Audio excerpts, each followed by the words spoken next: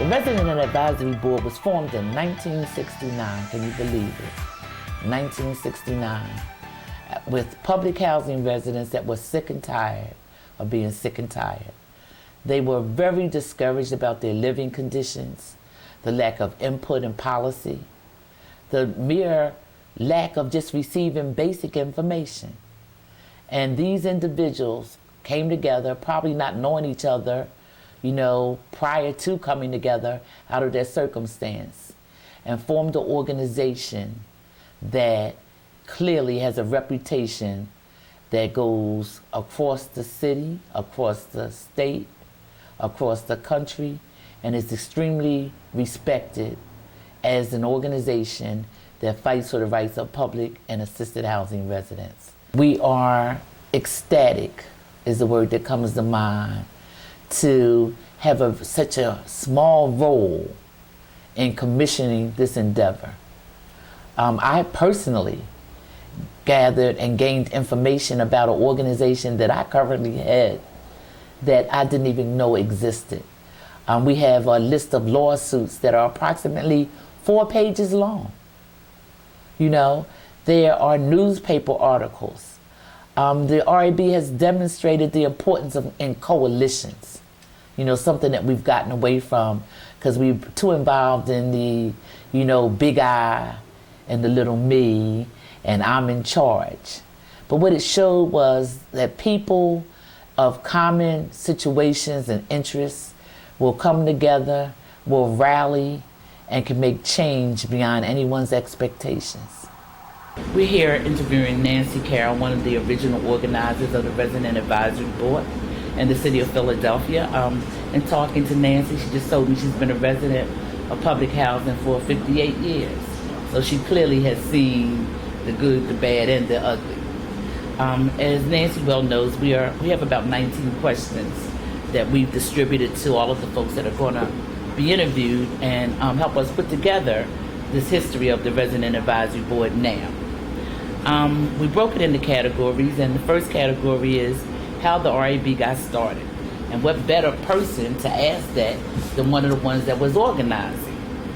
So my first question, Nancy, is what were the conditions that existed at the time that you and Rose and other folks decided it was time to organize? Enough was enough. It was, people's had no say-so in their lives. They couldn't say anything. We had to take what they give us. And we got tired of that, and we began to sit down and talk about it and strategize and find out how could we do things to upgrade our lives and put some say into how we were going to live. And that's what we began to do. Well, the records state that the organization was initially organized by Richard Allen and Tasker Holmes. Richard Allen's Improvement Council and Tasker Holmes' Tenant Improvement Council. Right. And they were the two bodies, two developments that came together. And then I later on found that Johnson Holmes joined in after the two had come together. Right. Could you speak about this, since nobody probably knows it better than you? Rose were talking to someone that was in the authority, and they was telling her about Sarah Birdsall and what she was trying to do in Tasker. So Rose got her phone number and called her up, and we sit down and we had a talk to find out how we could get together and improve people's lives in public housing in Philadelphia. And that's what we began to do. So who were the initial organizers, for the record? Rose Wiley, myself, Nancy Carroll, and Sarah Birdsall. And there was one more person. It was a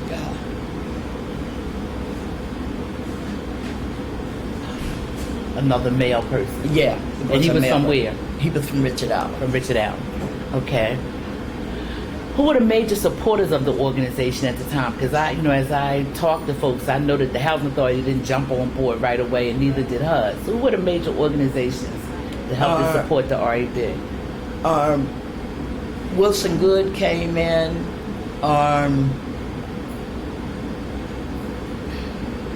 What's his name?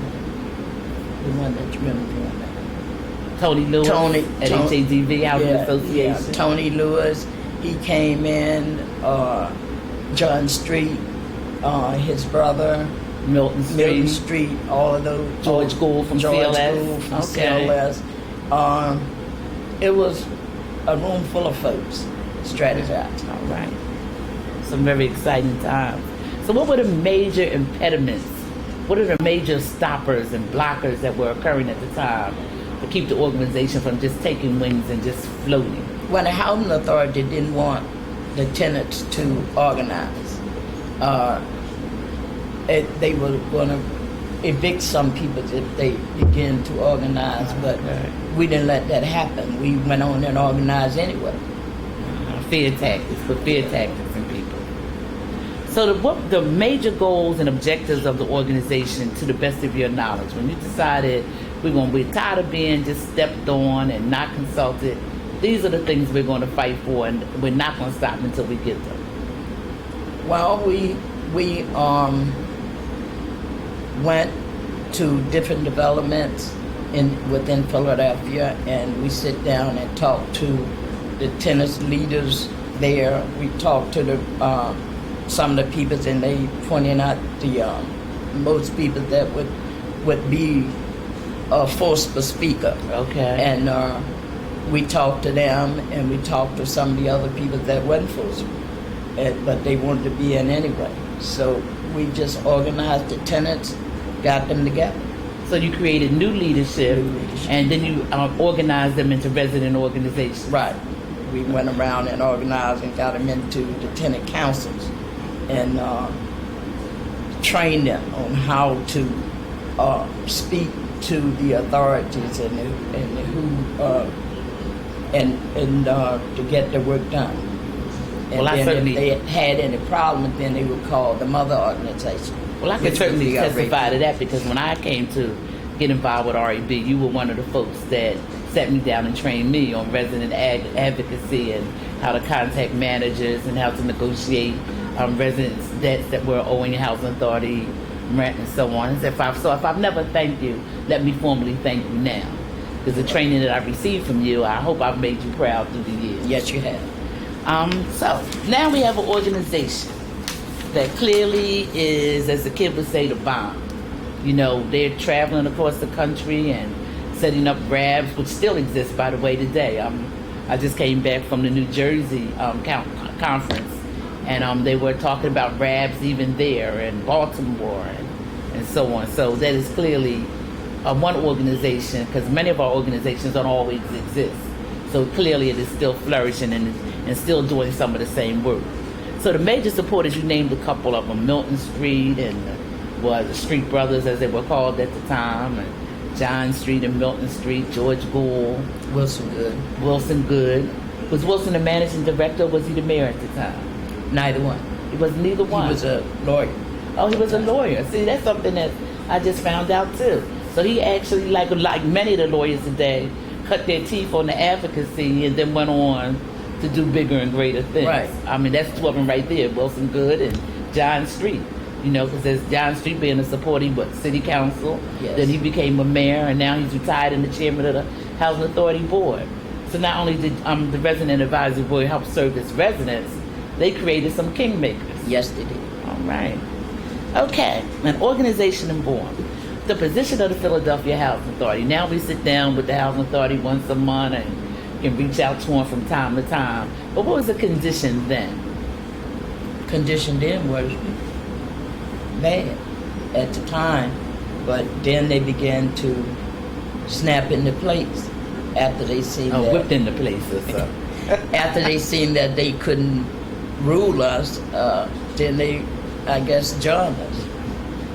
So they began to help us, and then Rose began to get calls from people across the country to come and organize their tenants and organizations, and that's what she was about doing. Let's take a moment. I know that's not one of the questions, but let's take a moment and talk about Rose.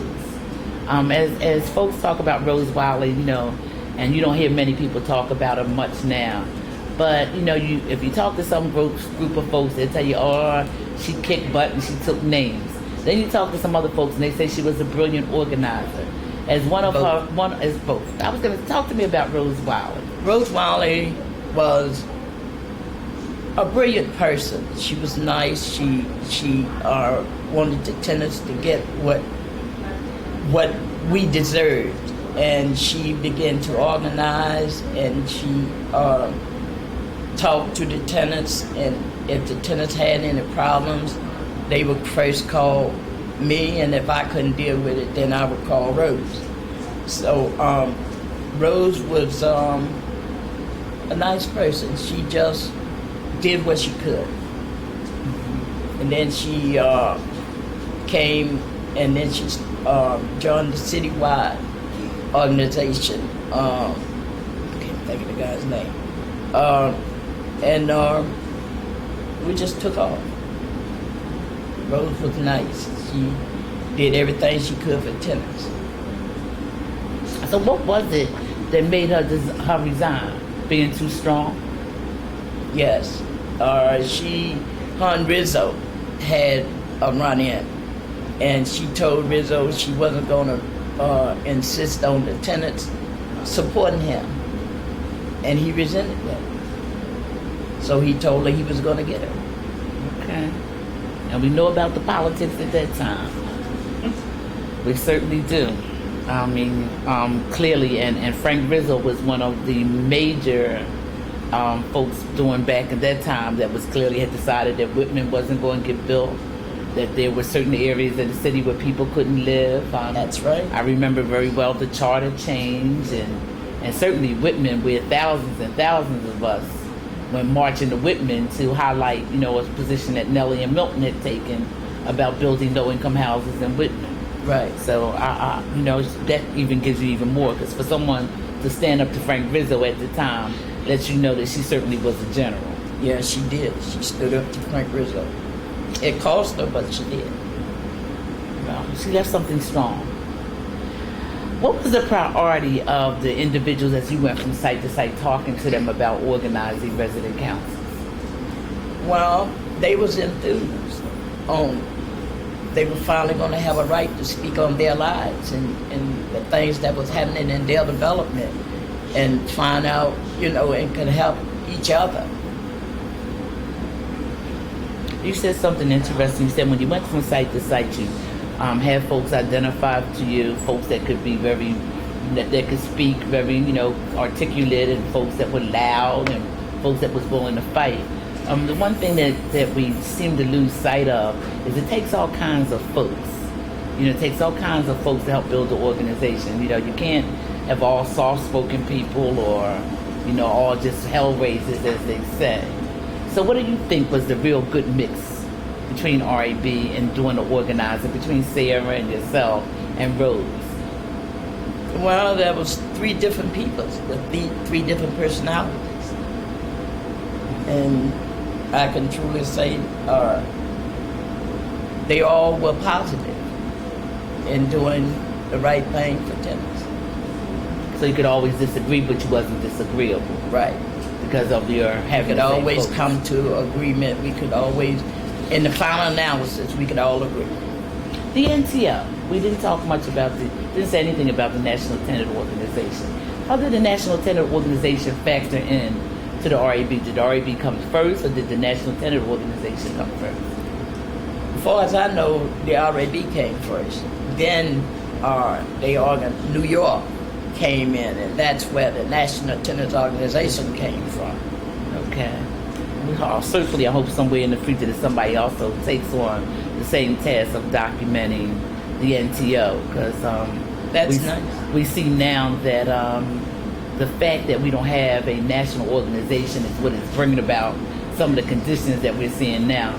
I just can't imagine Atlanta talking about tearing down 9 housing developments at the same time, and the NTO, we had an NTO that would occur. But I just want to say that, is there clearly anything that you want to add to this whole interview? I mean, there's always some things that maybe you felt that should have been said that wasn't said, or...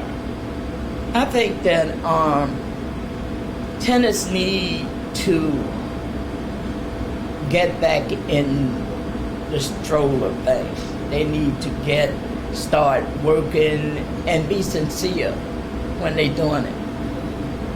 A lot of people won't do anything because they say they're not getting any money. But you got to do the work first.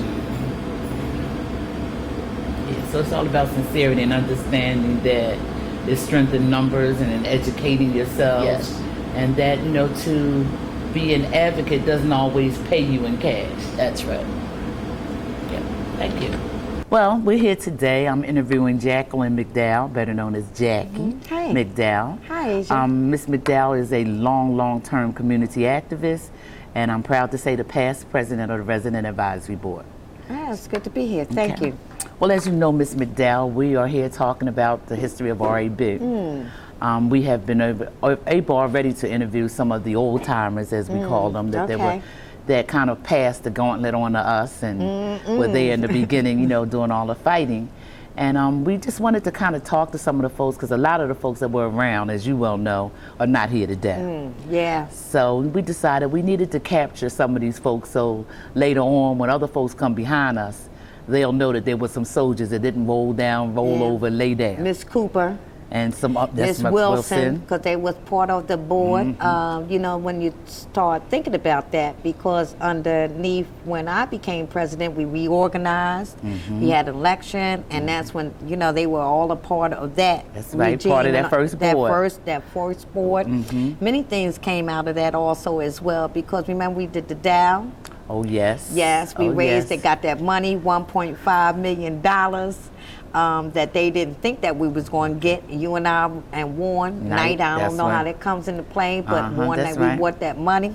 That's right. And then got 20 organizations. We ended up having an election, and we came the DAO, called the TAO, the Technical Assistance Organization. That's so absolutely yes, all correct. of that was a part of some of that absolutely during correct. that time. Yeah. We actually got, what was it? It started out, we wrote 10 grants, they funded 5. And funded 5. We took on the federal government. That's right. In fact, Joe Schuldiner was one of the, if we talk about names, and went to him because we wrote all the grants similar to one grant, and which was based on Tasker Homes. Homes grant. And that got funded and all that, and then went up about 20 grants. About 20 grants. $1.5 million came out of that piece that we end up operating. Well, tell me this. It is said that we've made a lot of achievements. Talk about when we were initially organized as the young whippersnappers, as they called us. What do you think was your primary reason for wanting to organize and be a part of the resident movement? Well, I know one of my primary reasons is that, for my own self, is that I found out the Housing Authority had not even followed up on their own issues. Myself would do many things just to see if they was following their own practices, keep my rent, do many different things. I can't even get on all of the time has passed, just to see if they were following their own practices of how this process would work. And I know that was one of the starts, and I found out they wasn't following their own practices, and that ended up getting even me myself. Yeah. That gave you the itch to... Well, not totally the itch, because my first itch when I got into RAB is that I got a house. And Nancy Carroll was one of the first persons that worked with me, and I got scattered sites. And I wasn't doing anything, and that made me come to volunteer. And that's why I was involved with RAB from the beginning. I wasn't doing anything, and I figured I owed something back. Okay. And that's how I got totally involved. Yes, because I got something through them, and then I figured I need to come back and just give them something. So that's how I got in all that. Well, remember, we talk about now all the information that's supposedly floating around or not floating around in reference to information, with the Housing Authority.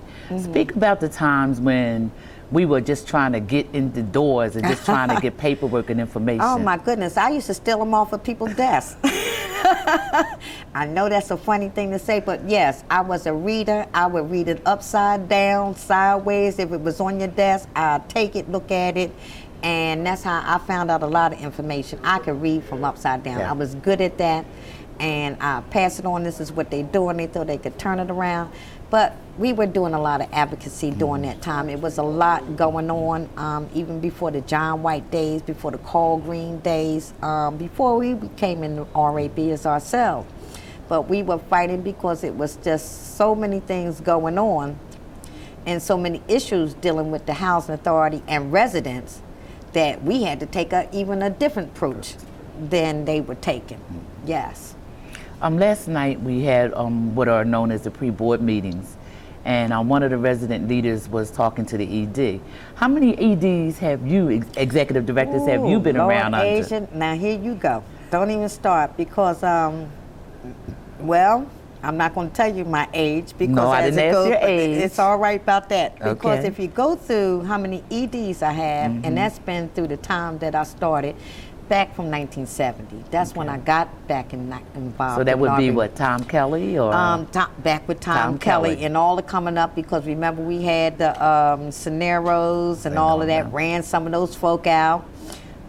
We even had, trying to get not Grace Kelly, but Elton Jolly, the special taskmaster. The special taskmaster and all of that, Smirkanis and all of that, because we were fighting the housing authority and the issues on that time.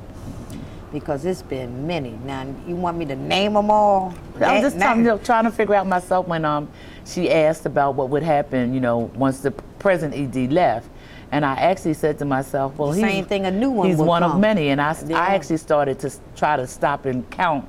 And to be honest with you, last night I just stopped and I forgot I left out a couple. I can't remember, I can't count the numbers, but I can remember the numbers. I remember them board members we had, stuff that we were fighting. Long term, long before we even became a part as the president and past president of RAB, with some of that stuff, because we were definitely going through many changes, locking people out the doors. We were doing a lot of advocacy, that we were going through, because we didn't like stuff. We didn't like the way they talked to us. They didn't like the way that the money was going, because if it was modernization, because when they came in with modernization, if you remember, we did comp grant. That's right. We were the one, especially myself, learned that comp grant, and we went out and trained people. That's right. And they thought, in fact, HUD thought we did comp grant so well that they wanted to take it all over the country. That's right. Because we knew the process even probably better than the processors. That's right. So it was a lot going on during that time. People were trying to come in and take over different developments. We would hopefully, our sisters or brothers that were operating them, fight against it, which they was pushing us out, because they didn't understand the magnitude of where they are today, and that's out. That's right. And nothing built, and a lot of that. So yeah, we were going through a lot of many different issues at that time. Talk about the importance of having an organization like RAB. Oh, definitely at this time of day, because always we need somebody in an organization to fight advocacy. It's good to work with folks, but remember who we working with, because when we so tied in and we get paid in, it is time that we stand up and be counted, because they count us out, because they figure they brought us out. So advocacy now at this time of day in 2008 is even more so than it was then, because housing are losing. Now we're going to tax credits. We don't have a lot of public housing around. We don't have the people that's in tax credits were public housing residents and don't know the struggle of getting there, making sure that they had units, making sure they had space to operate from and anything. They don't have that clear conscience. All they know is they got a nice unit and all that. They don't know the fight that came to get that to that point. I interviewed Tony Lewis, the retiree, which is so hard. It's funny to say that. Congratulations to Tony. I interviewed him on Friday, and he talked about some of the beginning days, because he was there. So he, of course, his past organization was turned over to him from Shirley Dennis, and I interviewed him, and it was a very wonderful experience. We talked off camera and on camera, but I raised Tony because he made a statement that really touched me. And the statement was that when we were and everybody was actually really fighting, when the conditions were very deplorable, that we were hungry. We were hungry for a change. Oh, yes. And hungry for empowerment. And his statement to me was that was one of the reasons why he retired. You know, that, you know, when you look around and you see the people in government and their priorities and so on. And it's not the same. And it's not the same. And the hungriness doesn't seem to be the same hunger and anymore. That's exactly and what he the said. look in the eyes is not the same look because they're taking that look. Well, you know what? Some of that too is because we've been fighting so long. You get tired. You get tired, and it wears out because you figure, you know, I've done this, or I'm trying to do this, and it just wears out sometimes. And the folks that's out there that's fighting, they need to stay fighting because it's not over yet. In fact, we got a long struggle to go. Yes. So I do understand what Tony was thinking about. I can't say what he was going about because I know myself, we was fighting the housing authorities ourselves, even down to the new regime, which is now called Green. We fought him coming in. Fought him while he was here and going to continue fighting. However, some things have changed, though. It's just the way we fight.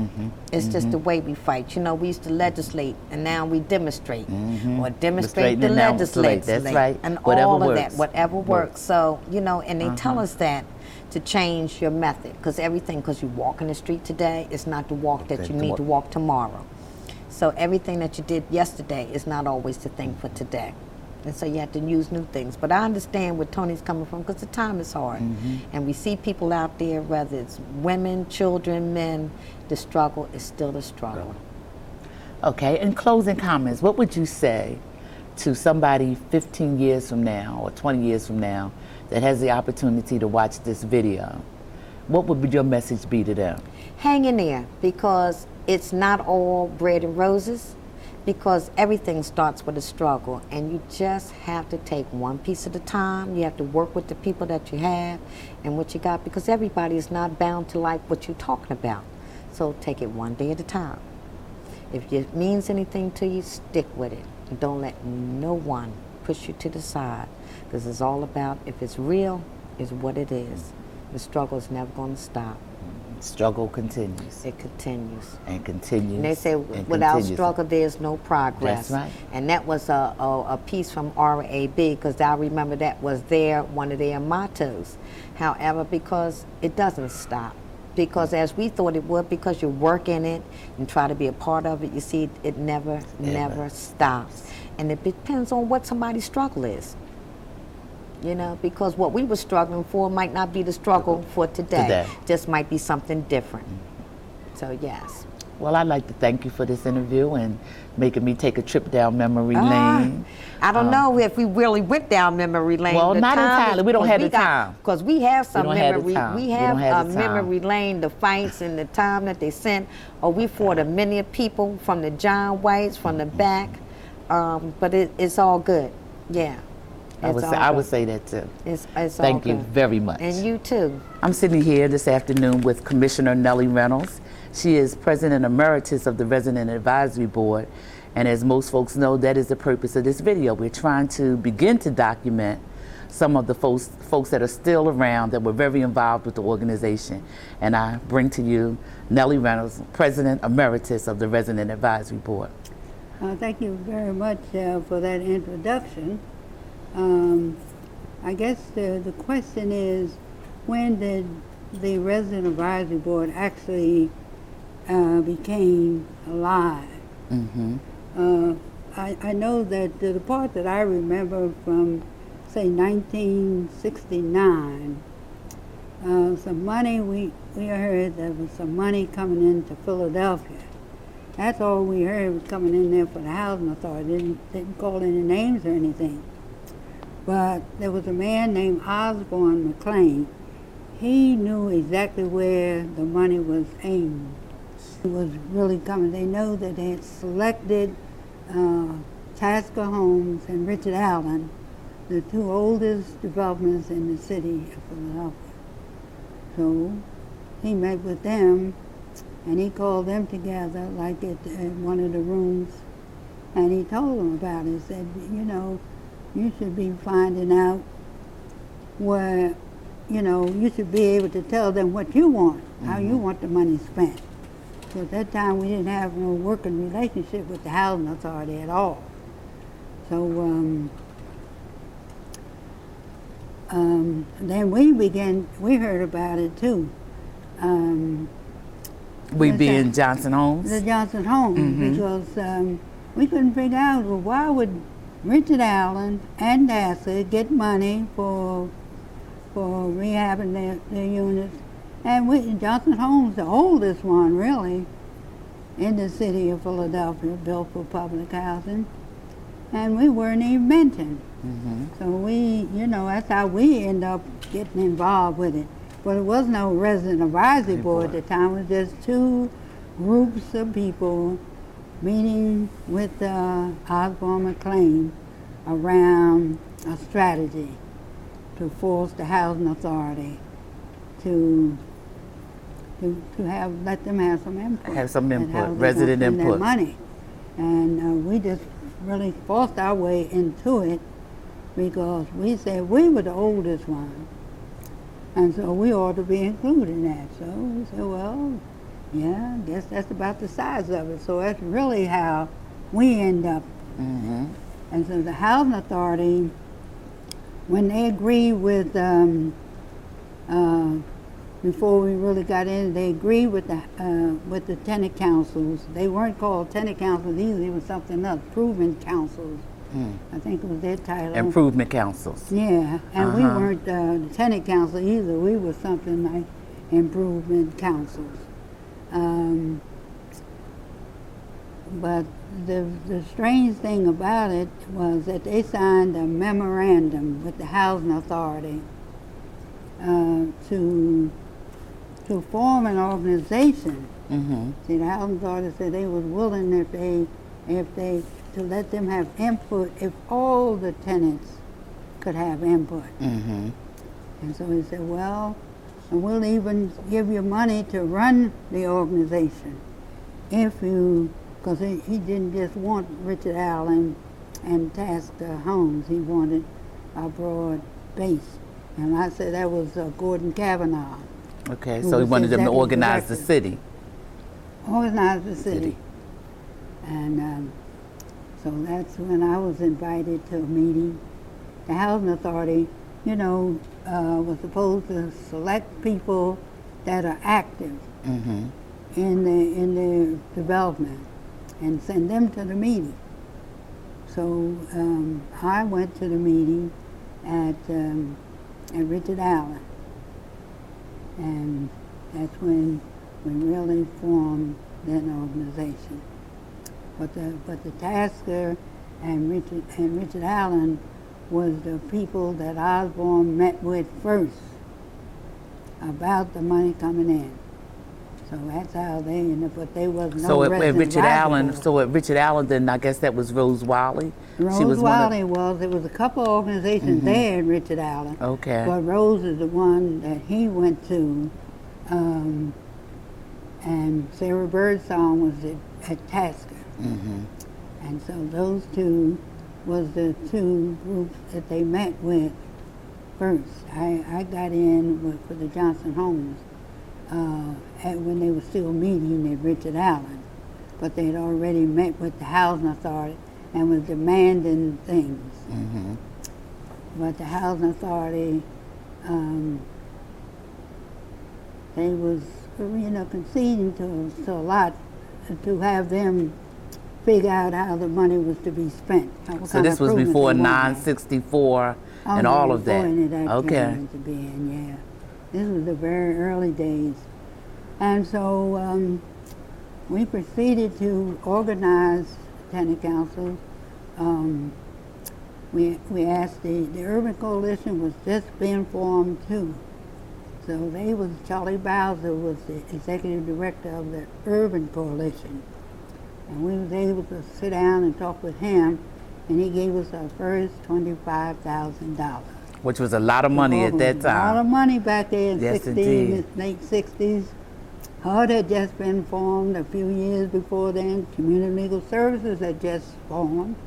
They all got formed somewhere in the late 60s, around 65, something like that.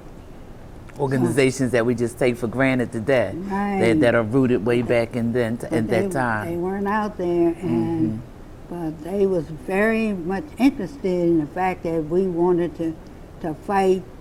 So they certainly, they told us about the legal services. Oh, let's contact them. So we contacted the legal services, and I was trying to think of the man from legal services. It wasn't George Gould or it was another fella, and he became the head of the legal aid. I can't think of his name right now. But anyhow, they all love to fight. We end up with lawyers that work for us, free of charge. And today they're judges and help them build their reputation. Oh, we built it now. We were fighters, and we organized tenant councils and had the housing authority recognize everybody, every council. They promised us space and their expertise and their resources, and plus they were going to give us some money to really start to really organize and hire somebody to organize. And we hired a girl from Richard Allen to be one of the first organizers, and a fellow from Raymond Rosen. And they became our organizers. We started going places then. We had an election, and Rose Wiley was elected the president. I was elected the vice president. And we ended up getting writing for our charter and with the state. At that time, C. Dolores Tucker, the late C. Dolores Tucker, was secretary of the Commonwealth. Of the Commonwealth. And so her name is on our charter. Her signature is on our charter because she was secretary at that time. And my name is vice president. And we had a girl from Harrison that was the secretary, and a white man, a Caucasian man from one of the places up in the northeast, John Bowman. And so we had a pretty round number of people representing the constituency, all the northeast, and we had it all over. All of them that was built at that time. Now the only one that in fact we got everybody. We had somebody from every development, and they came in, and we even take in people that was not with the housing authority, and they could become members, but they had no voting rights. Okay. So that's how Tony and all of those supporters Wayne and all those people that supported. In fact, we had when Frank Rizzo was elected, we had some of his henchmen to come in, and they claimed they lived in different places. One made a mistake and said he gave a Johnson Home. Said, I live at Johnson Home. And I know. You don't live there. No, you know. And that's trying to infiltrate. They were infiltrating. Yes, that's what they were. When he taken over, things really began to change. And I'm jumping a little ahead of my story in the fact that at that time, Gordon Kavanaugh, a very good man, he really liked tenants, and he helped us to organize it, and he was great. And Mayor Tate, he would help out a lot, and Mayor Tate, that's almost before we were born. Mayor Tate, yeah. Well, Jackie, she was only, she don't want to tell her age. But we were young. We were young. Let's put it that way. We were young.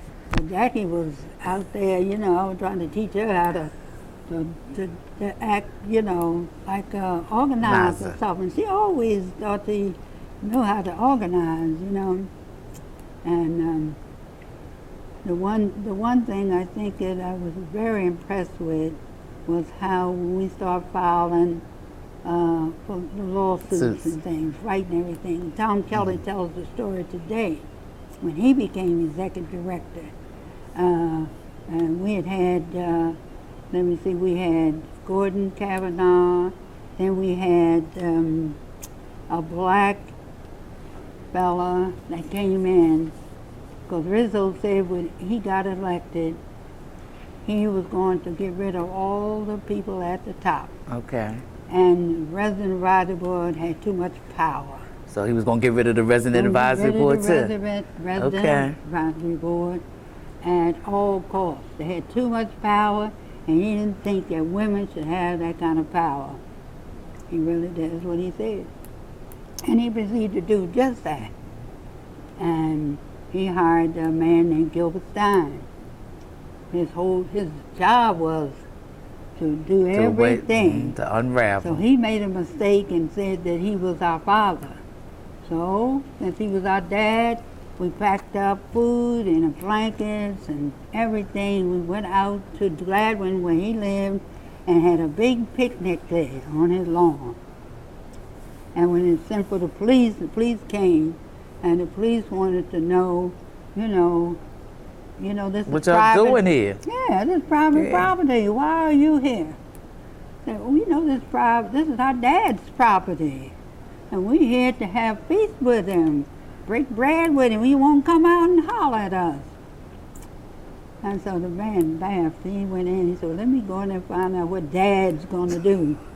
So the police went in, and he come out, and next thing you know, we had it signed. So we're not leaving until Dad. We ain't breaking no law now. Because Dad told us that he was in charge of us. And he ought to want to come out and speak to us or break a little bread with us.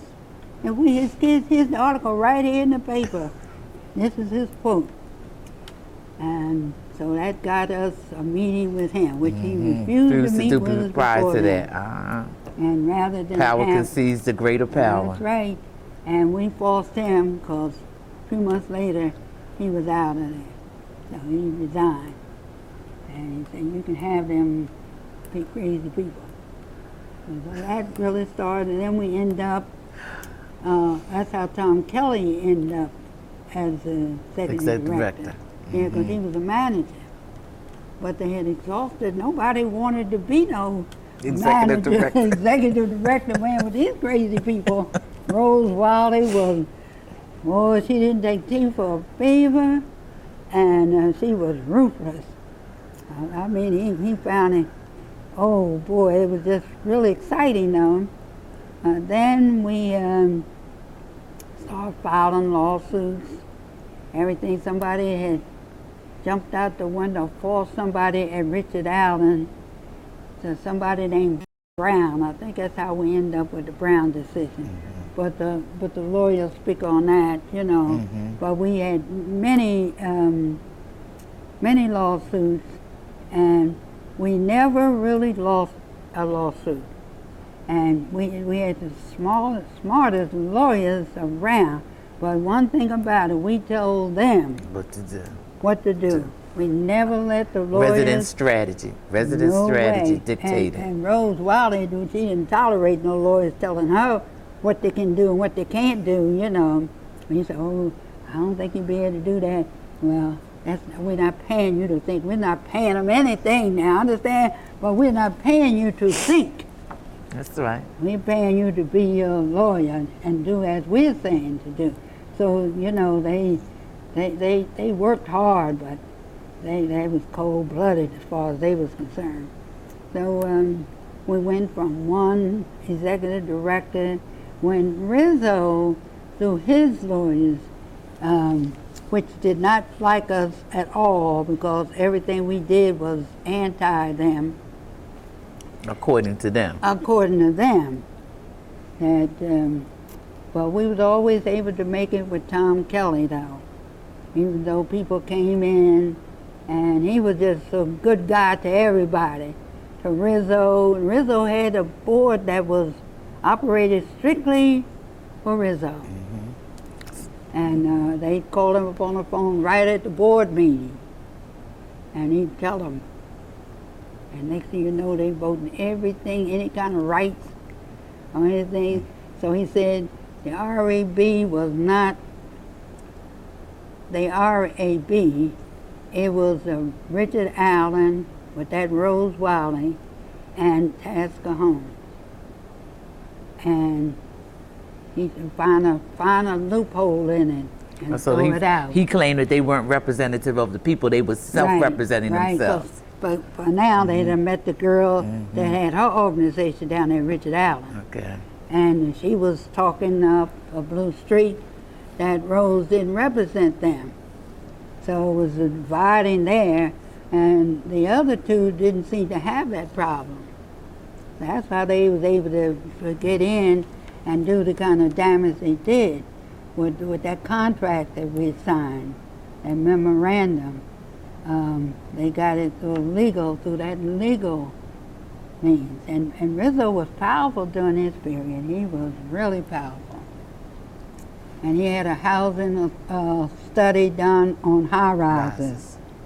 And he asked me, he didn't want Rose on it. But Rose was powerful because when the mayor, the president of the United States, Nixon appointed her. He was so impressed by her, he appointed her to this rent board that he had set up there in Washington. And so she would go to Washington often for whenever meetings come up, you know, something about the rent. And a lot of the organizers here in Philadelphia, especially the men, like that group, they had a group of men that lived in West Philadelphia. Andy Jenkins was part of this, something about the men. Yeah, I know exactly, because they came out of Mantua. They didn't want her to be on that, so you shouldn't be dealing with them Republicans, you know what I mean? But then he turned around and ended up working with Rizzo. When Rizzo asked him, he asked me to be on this high-rise study. And I didn't want to work with him. So he did, though. Said, well, how you all going to talk about Rose being on this committee with the Republican and you on there with this man here who's dealing with Nixon? So we had so many fights, but they was always interesting. With HUD, we go to Washington with the national, organization. And we take all our tenants, busloads of our tenants there from the different developments. And we had a lot of training, on-the-job training. And we had to fight and get the doors open. We went to jail once because they didn't want to put the book, they was putting a book out and they didn't want to put it out in Spanish. The lease. The lease. And they gonna put it in the RAB book form. 18, to be specific. And the RAB 18. That's right. And we went to jail, and now the mayor, Good, he was the mayor at the time. He was out of town, but his housing czar, she's the one that called. Julie Robinson. Julie Robinson. She was calling the shots at the time, and so she had called and said, look, when the police come and read the injunction, you'll have to get out the street, get on the pavement, but you got to free up the buses. So they said, well, so the girl that was in charge of it, who was at the Wise at the time, her idea was, if you don't want to talk to all of us, then you can't talk to any of us, and we're going to stay out here in the street. Wherever you stay out here in the street, when we go and get this injunction, if you don't move when the injunction is read, we're going to lock you up. So I happened to come up because that was the action arm. I come up and I heard it, so I said, well, you should meet with them. Well, they feel like that they should be meeting, 2, 3 people.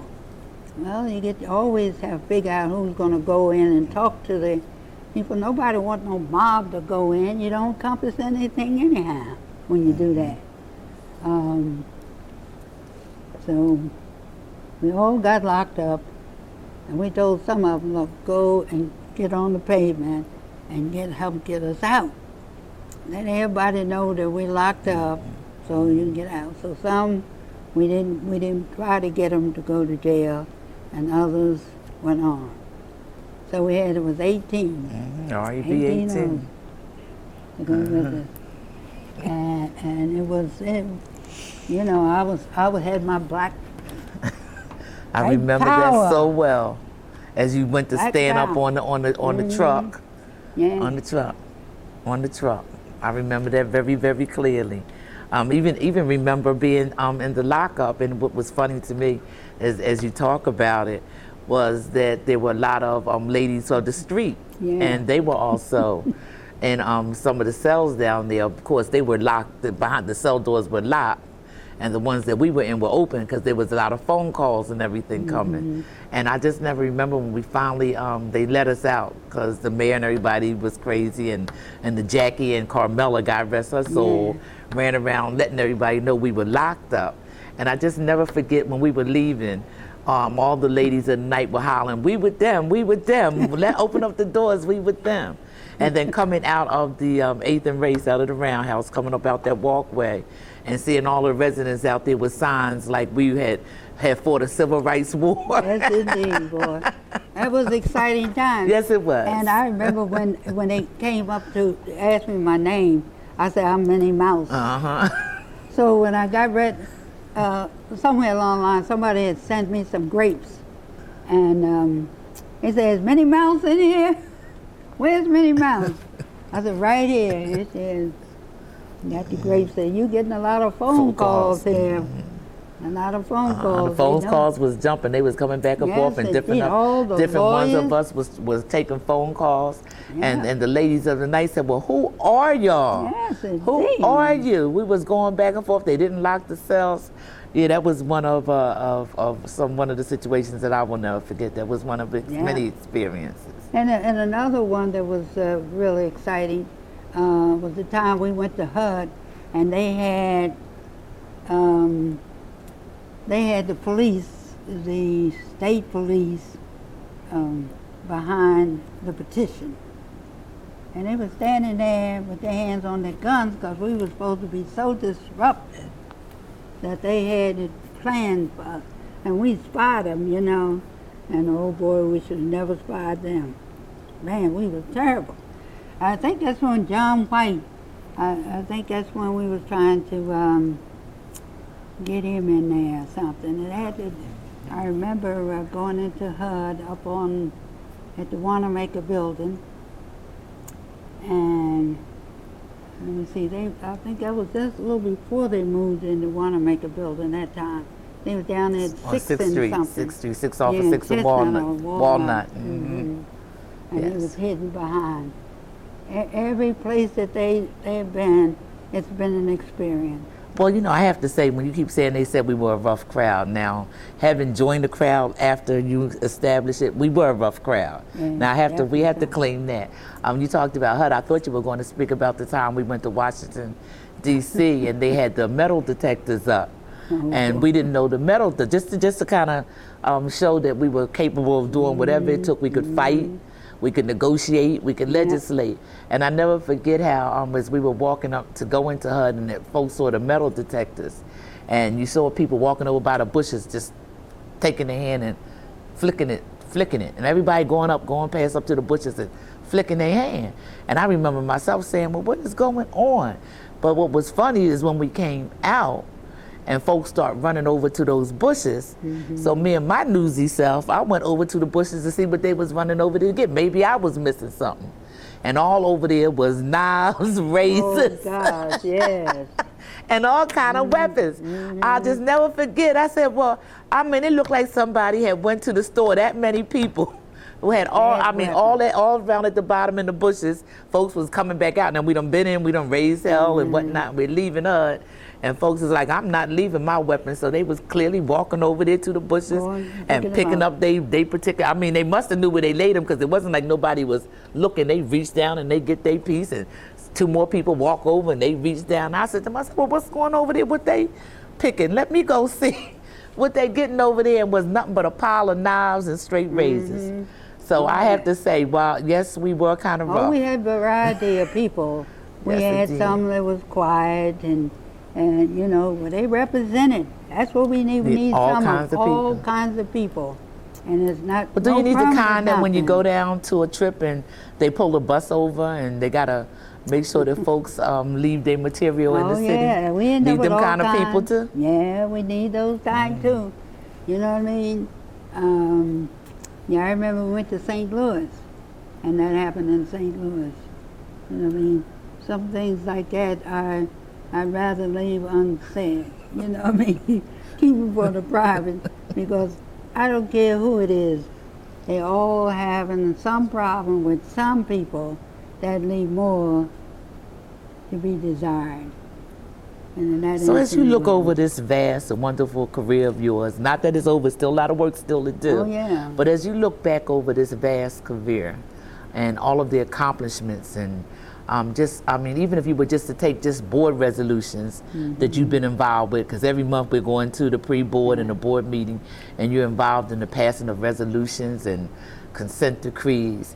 And as you sit back, maybe you don't because you're so busy still moving, and you look back over that history, what are some of your thoughts? Well, it's, you know, I talked to Gordon Kavanaugh about 6 months ago. We was in Washington, and you know, he said it was the greatest experience he had was with me and Rose, and he was in there. Okay. He said, you know, they did right by naming the housing after you. Carl was down there with I was us. with you because he said he was going to come down for the grand opening. Yes, indeed. He said, do not forget to invite him. And he said that we should also name a housing after Rose Wallace. Yes, he He sure said did. because you all showed us some things that we never saw. But Rizzo got rid of all of them. He got rid of Kavanaugh left before he could, you know, before he got elected. But he knew he was getting elected. And we were all out in San Francisco at a conference when we heard Miss Key, who was the member on the board, called us and told us that Rizzo had won. And we was all sitting around, all the housing authorities, top staff, all but Gordon. He was the only one who wasn't there. And So at that time, you knew it was a changing of times and then them that's getting ready right. to be on a fighting that's downslide. right. And when first thing he did when he came, he said, it will not be a Whitman Park bill. Oh, yeah.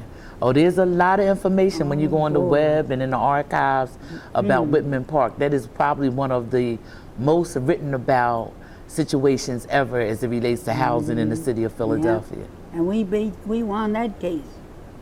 We won that, and was able to prove that Rizzo was really discriminating against us, and he had connections with the president, Richard Nixon, and he instructed HUD to close their eyes and act like you don't know what's going on in Philadelphia. We have been able, the contractor has been able to get a copy of a letter that was sent from the Assistant Secretary of HUD to Rizzo, giving them a warning that if they didn't proceed and didn't cease the activities, the discriminatory activities, and it actually listed about 3 findings that they had done an investigation and had said that he was guilty of. So we Was are that fortunate to have a copy of that, and we're certainly going to put that on disc and in the files as we begin to pull all the information together. Who was the president? I was sitting here trying to visualize the letter, and I really can't remember. I remember just reviewing it the other day when I sat down with Tyrone Reed, who is, you know, the person that is contracting to do this work. I know we had Rumley. He used to be the secretary after, they were the secretary after, during the Richard Nixon days. I believe it was during the Richard Nixon days, if I'm not mistaken, but I hesitate to say because I was reading it and I can't, you know how you try to pull a signature or something up in your memory and I just can't visualize it. But I was really pleased to you know, find begin that, that yeah. that he was able to find, that he's actually digging up more information now. So it's going to be real interesting. He's meeting with George Gore, as you clearly paved the way for. Thank you. And we're hopeful that when he meets with George, that George will give us access, so we'll actually get copies of all of the consent decrees and lawsuits, so we'll have them in the files. Oh, that would be great, because there's so many things. I know when we first, we got money from the Ford Foundation to open up daycare centers, and we opened them up in about 7 places. Southwark was one of them, and Schuylkill Falls, and Pascal. Bartram probably, because Bartram had one. Bartram. It was, and then when Rizzo taken over, boy, he tried to make us pay for the space. He charged us something like $40,000 for the space. And you know, we couldn't afford that. Well, can we close on you giving us a little bit of subject matter about when RAB chartered a plane? Oh, yes, that was,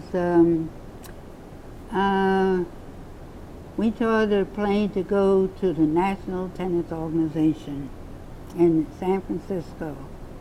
And we got this Chargers jet for $22,000. $22,000. Imagine $22,000. A whole jet. A whole jet with 4 stewardess, first class accommodation for everybody. Had filet mignon for the steak and that was a steak and eggs for breakfast, and we had all the refreshments, liquid refreshments that we wanted, and we had 2 tables with that we had card games on the plane, and to make us some money to operate our hospitality suite.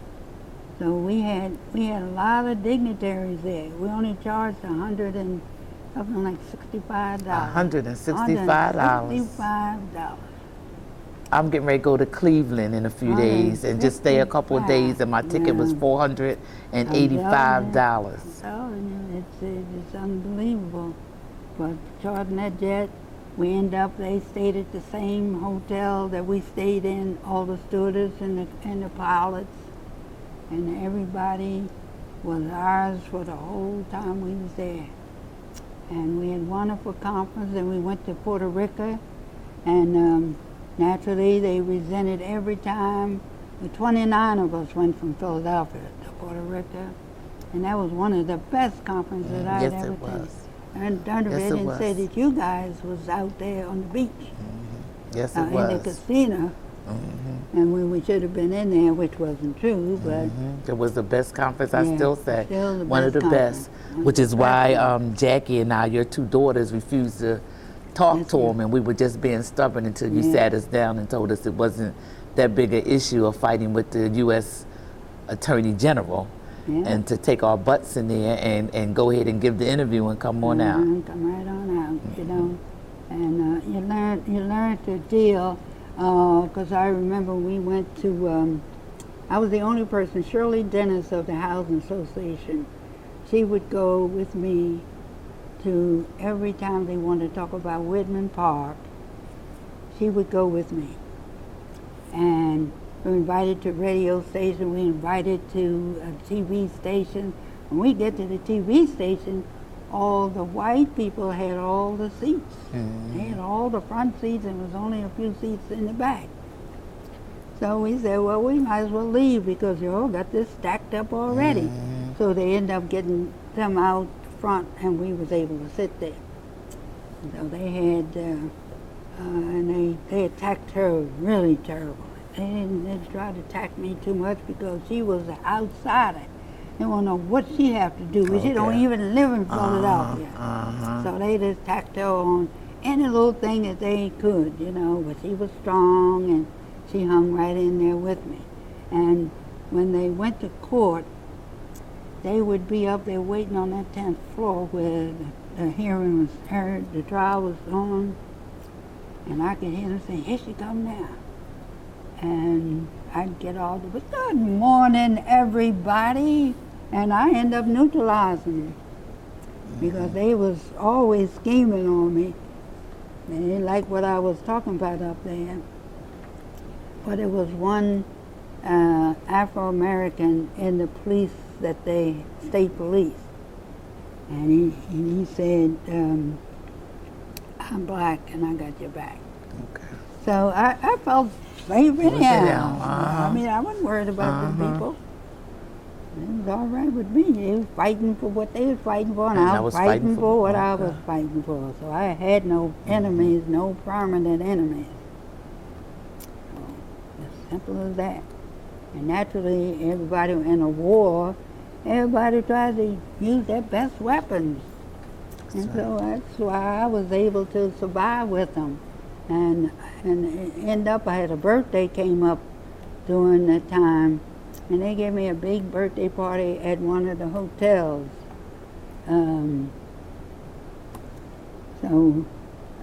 They'd call me from time to time, and then I said I was going to move in Whitman Park. I said, this is going to be the first house. I'm going to have the first house. This is going to be in here. So when I did move it, then the housing authority, they fought against me moving into them lawyers at the housing authority had it done. They fought that. But I went before the judge. I said, Judge Broderick.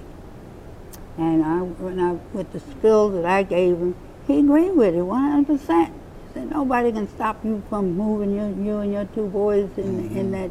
It's not my fault, it's not your fault that they've spent all these years that the kids are almost grown. But I wasn't going to plan to leave it. I didn't want to move there, but they didn't know that. I just wanted to show them was a tool. that you wasn't going to take my rights away from me. So in closing, Commissioner, as I said to the last person I interviewed, which happened to be Jackie, in closing, what message would you like to leave with folks who see this many years down the road? Well, the message I'd like to see more people get involved, because I can see down the road, and it's not going to be as long as it has been. You see it every day, the changes. We're going backwards because people don't understand the struggle, and they're just taking it for granted that the housing authority is their friend, and the housing authority is being so gentle and so nice to everybody. But if you don't, see, people have to understand how it all came about. You know what I mean? Because they didn't have nothing. I mean, I've been in public housing in Johnson Homes for all these years and never had no rights, never went to a meeting. And after we organized, start going to board meetings and, hey, you know, people have to start attending the board meetings and see how things is happening. And being hungry. People know you're there. People know you're there. They do differently. When you don't see nobody there, look up and see the same 2-3 people, and they raising saying that ain't gonna work. Not this day and time. You got to get on the ball. I think people need to wake up, because we're gonna lose the public housing.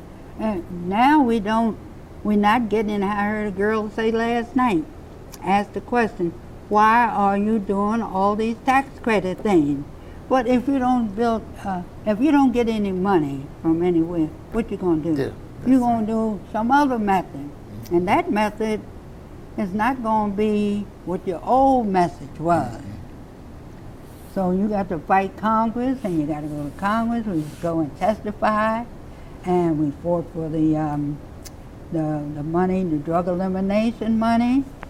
And, you know, by saying there was drugs in the White House, and saying that because the man did tell us there was drugs in the White House. Ain't no big deal about no drugs, because there's drugs in the White House.